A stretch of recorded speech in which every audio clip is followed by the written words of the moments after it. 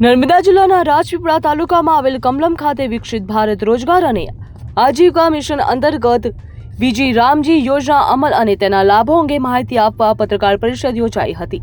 આ પત્રકાર પરિષદમાં રાજ્ય સરકારના મંત્રી ઈશ્વરસિંહ પટેલ, ભરૂચના સાંસદ મનસુખ વસાવા, જિલ્લાના નાદોદ તાલુકાના ધારાસભ્ય ડોક્ટર દર્શનાબેન દેશમુખ, જિલ્લા પ્રમુખ નીલ રાવ, જિલ્લા પંચાયત પ્રમુખ ભીમસિંહ તડવી, પૂર્વ પ્રમુખ અને સહકારી આગેવાન ઘનશ્યામભાઈ પટેલ, પૂર્વ ધારાસભ્ય શબ્દશરણ તડવી, હર્ષદભાઈ વસાવા, પૂર્વ જિલ્લા પંચાયત પ્રમુખ પિયુષાબેન વસાવા, મહામંત્રી વિક્રમ તડવી સહિત ભાજપના હોદ્દેદારો ઉપસ્થિત રહ્યા હતા।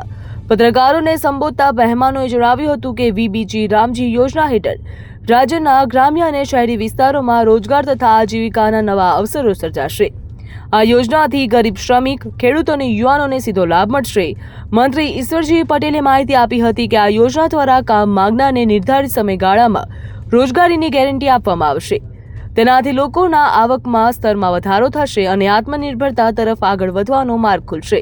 તો સાંસદ મનસુખ વસાવાએ યોજના અંગે સરકારની પ્રતિબદ્ધતા વ્યક્ત કરતા જણાવ્યું હતું કે આ યોજના ગુજરાત સહિત સમગ્ર દેશમાં વિકાસને નવી ગતિ આપશે।